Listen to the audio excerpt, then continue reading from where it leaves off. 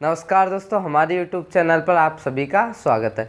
आज हम अवतल दर्पण के द्वारा प्रतिबिंब निर्माण की स्थितियां पढ़ेंगे, जो 6 स्थितियां हैं और ये स्थितियां बेहद ही इम्पोर्टेंट है, जो हमें एग्ज़ाम में देखने को भी मिलती है।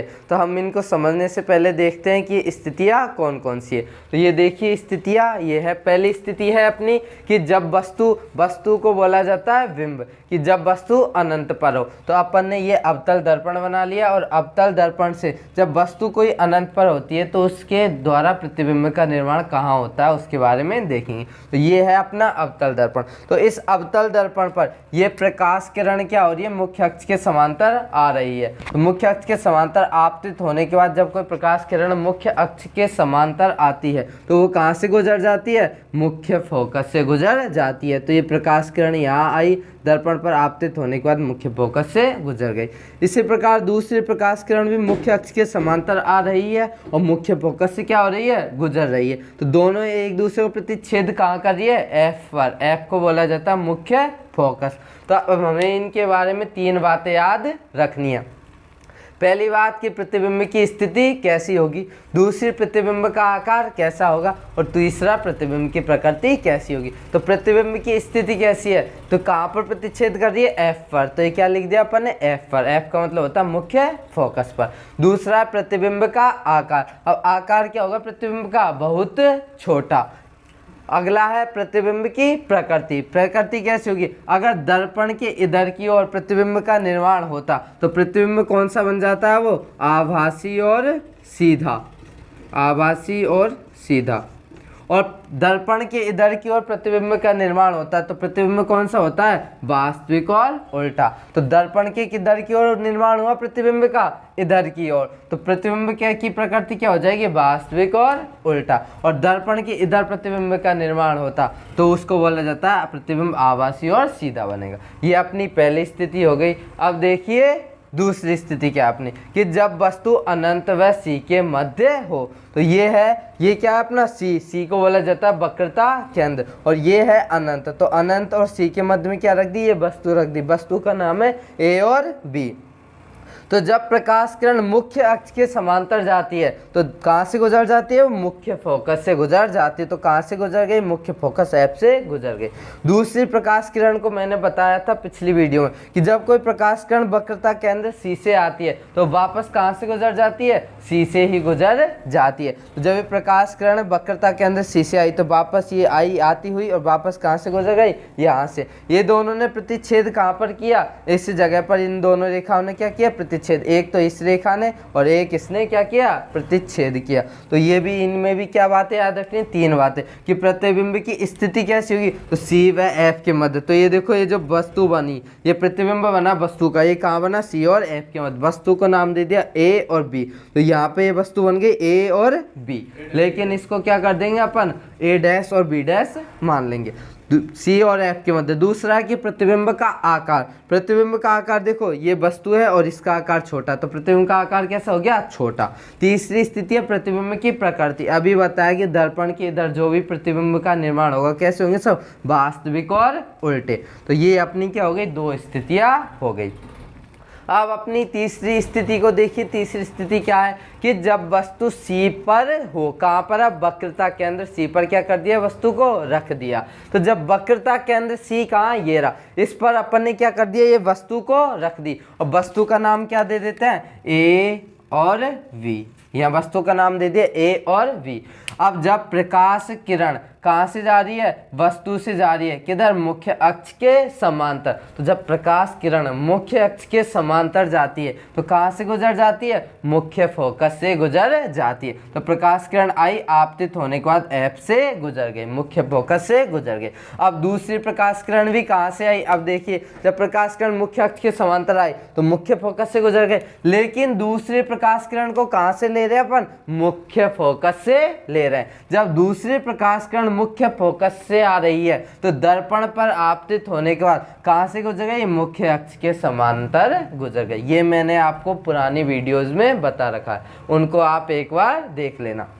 जब प्रकाश किरण मुख्य अक्ष के समांतर आती है तो मुख्य फोकस से गुजर जाती है, और मुख्य फोकस से जब कोई प्रकाश किरण आती है तो मुख्य अक्ष के समांतर गुजर जाती है। तो ये दोनों रेखा एक दूसरे को प्रतिच्छेद कहाँ कर रही है, सी पर, वक्रता केंद्र सी पर। वक्रता केंद्र सी कहाँ, ये रहा। और ये जो तो क्या है, वस्तु, और वस्तु का प्रतिबिंब बन रहा है, वो भी कहाँ बन रहा है, वक्रता केंद्र सी पर बन रहा है। तो ये वस्तु ए और बी, और ये जो वस्तु है इसमें ये जो सिंबल है किधर, ऊपर, लेकिन इसमें किधर है, नीचे। तो ये वस्तु जो बनेगी ये किस प्रकार बनेगी, बी डैश, सॉरी ए डैश और बी डैश, ए डैश और बी डैश। ये वस्तु है ए बी, लेकिन ये प्रतिबिंब कैसा बन गया, उल्टा। तो बी डैश और ए डैश क्या कर दिया, इसका नाम दे दिया। तो वही स्थिति याद रखनी, प्रतिबिंब की स्थिति। अब प्रतिबिंब का निर्माण कहाँ हो रहा है, सी पर। सी को बोला जाता है वक्रता केंद्र, तो प्रतिबिंब का निर्माण सी पर। दूसरा प्रतिबिंब का आकार। प्रतिबिंब का आकार देखो, ये वस्तु इतनी बड़ी है, आकार भी कितना बड़ा है प्रतिबिंब का, उतना ही बड़ा।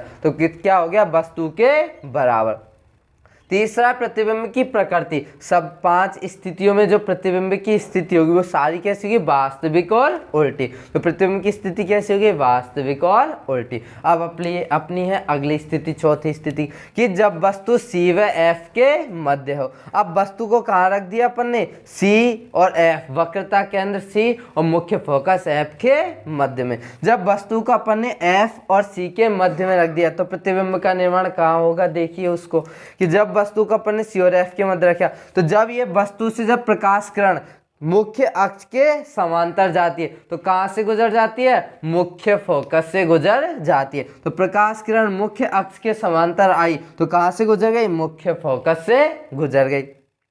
अब दूसरा, मैंने आपको ये 7 परिभाषाएं बताई थी, उसी से दूसरी परिभाषा क्या है कि जब कोई प्रकाश किरण वक्रता केंद्र सी से आती है, ये प्रकाश किरण वक्रता केंद्र सी से आ रही है तो वापस कहाँ से चली जाती है, सी से ही चली जाती है। तो ये दोनों रेखाएं, एक तो ये मुख्य अक्ष के समांतर वाली रेखा और वक्रता केंद्र सी वाली रेखा, दोनों एक दूसरे को कहाँ प्रतिच्छेद कर रही है, यहाँ पर प्रतिच्छेद कर रही है। और ये दोनों क्या हो जाएगी, प्रतिच्छेद का मतलब होता है काटना, एक दूसरे को क्या कर रही है, काट रही है। तो जब इसमें प्रतिबिंब की स्थिति हो गई तो कहाँ होगी, ये तो राशि, तो सी से कहाँ हो रही है, परे का मतलब होता है दूर। तो प्रतिबिंब का निर्माण कहाँ हो रहा है, सी से दूर की ओर। दूसरा है कि प्रतिबिंब का आकार। अब प्रतिबिंब देखो, जब अपन किसी भी वस्तु दर्पण के पास जाते हैं तो प्रतिबिंब का आकार क्या हो जाता है, बहुत बड़ा होता जाता है। और जब दर्पण से क्या होते जाते हैं, दूर जाते जाते हैं तो प्रतिबिंब का आकार क्या हो जाता है, छोटा हो जाता है। ये बात अपन को याद रखनी है। तो प्रतिबिंब क्या कैसा बनेगा, बहुत बड़ा बनेगा, बड़ा बनेगा। अब तीसरी ये आप बातें मैंने आपको बताई कि प्रतिबिंब की प्रकृति हमेशा कैसी होगी, वास्तविक और उल्टी। ये अपनी 4 स्थितियां है, 2 स्थितियां हम आगे देखेंगे। देखिए इन स्थितियों को दोबारा से, कि जब वस्तु अनंत पर हो, जब वस्तु अनंत पर होती है तो प्रतिबिंब की स्थिति कहाँ होती है, एफ पर। प्रतिबिंब प्रतिच्छेद कहाँ होती है, एफ पर।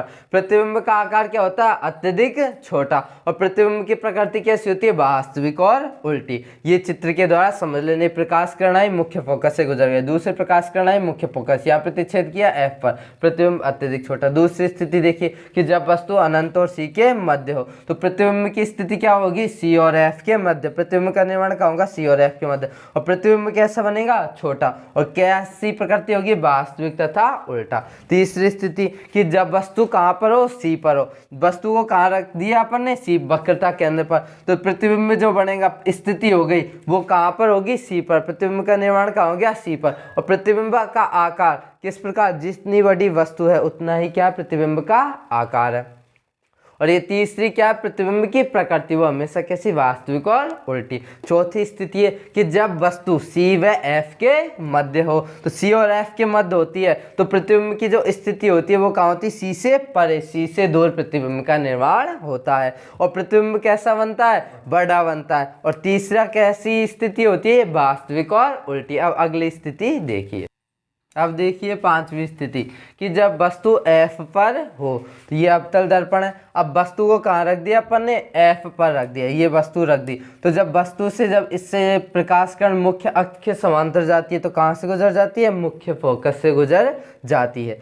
फिर दूसरी प्रकाश किरण वक्रता केंद्र सी से आई और कहाँ से गुजर गई, सी से ही गुजर गई।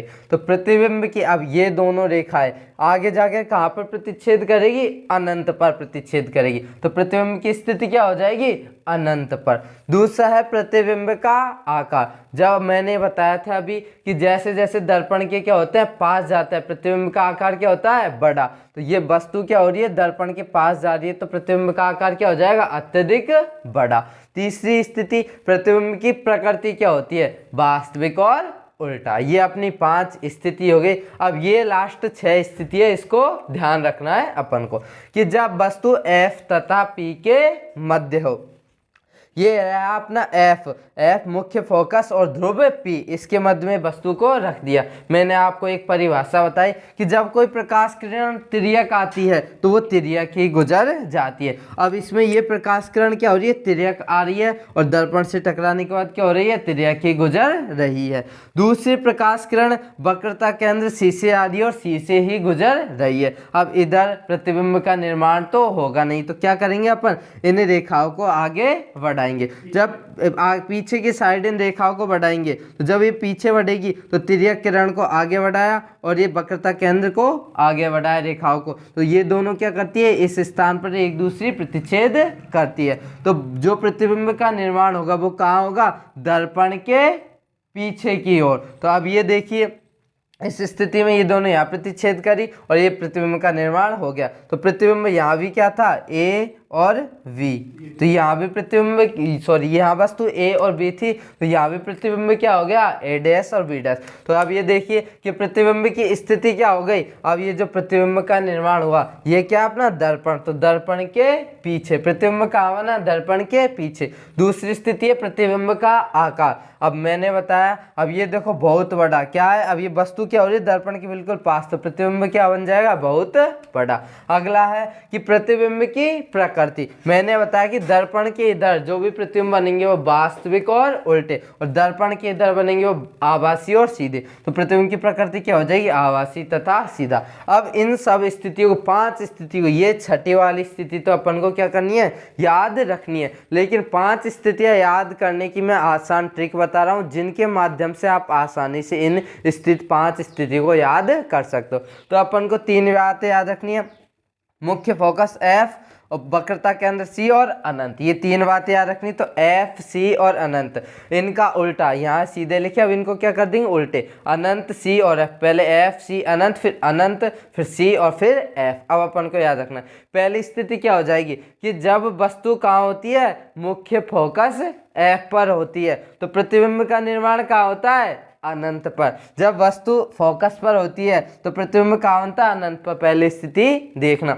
दूसरी स्थिति में जब वस्तु C पर होती है तो प्रतिबिंब का निर्माण भी कहाँ होता है, C पर होता है, दूसरी स्थिति। तीसरी स्थिति है कि जब वस्तु अनंत पर होती है तो प्रतिबिंब का निर्माण कहाँ होता है, F पर होता है। ये अपनी क्या हो गई, 3 स्थितियां। अब चौथी स्थिति क्या हो जाएगी कि जब वस्तु F और किसके मध्य होती है, C के मध्य होती है, तो प्रतिबिंब का निर्माण भी कहाँ होता है, अनंत और C के मध्य। चौथी स्थिति क्या है कि जब वस्तु F और C के मध्य में रखी होती है तो प्रतिबिंब कहाँ बनता है, अनंत और C के मध्य में बनता है। और अपनी अगली स्थिति है 5वीं कि जब वस्तु C और अनंत के मध्य में होती है तो प्रतिबिंब कहाँ बनता है, C और F के मध्य में बनता है। ये अपनी हो गई 5 स्थितियाँ। एक बार अब इनको देख लो कि जब प्रतिबिंब वस्तु F पर होती है तो प्रतिबिंब अनंत पर, जब वस्तु C पर होती है तो प्रतिबिंब C पर, जब वस्तु अनंत पर होती है तो प्रतिबिंब F पर। चौथी स्थिति जब वस्तु F और C के मध्य होती है तो प्रतिबिंब अनंत और C के मध्य बनता है। 5वीं स्थिति की जब वस्तु C और अनंत के मध्य होती है तो प्रतिबिंब C और F। 5वीं स्थिति ये रही जब वस्तु C और अनंत की क्या होती है, मध्य में होती है। ये C और अनंत इनके मध्य में होती है तो प्रतिबिंब कहाँ बनता है, C और F के मध्य। अब ये देखो प्रतिबिंब कहाँ बनेगा, C और F के मध्य। ये क्या हो गई अपनी स्थितियाँ। अब क्या देखेंगे अपन, छठी स्थिति क्या है रही अपनी कि जब वस्तु F और P के मध्य होती है तो प्रतिबिंब का निर्माण क्या होता है, दर्पण के पीछे, और प्रतिबिंब का आकार क्या होता है, बहुत बड़ा, और कैसा बनता है, आभासी और सीधा। अब अपन अवतल दर्पण के उपयोग देखेंगे जो भी एग्जाम की दृष्टि से महत्वपूर्ण है। पहला उपयोग क्या कि टॉर्च के अंदर अवतल दर्पण का उपयोग टॉर्च में, सर्च लाइटों में, वाहनों की हेडलाइटों में किया जाता है।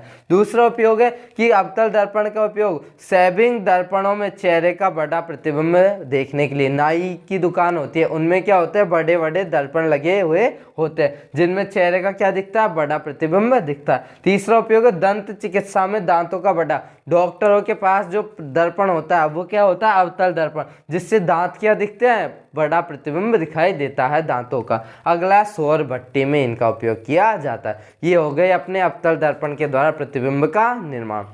अब नेक्स्ट वीडियो में अपन अगली पढ़ेंगे उत्तल दर्पण के बारे में। तो धन्यवाद। अगर वीडियो पसंद आई तो वीडियो को लाइक करें, शेयर करें, चैनल को सब्सक्राइब अवश्य करें। धन्यवाद।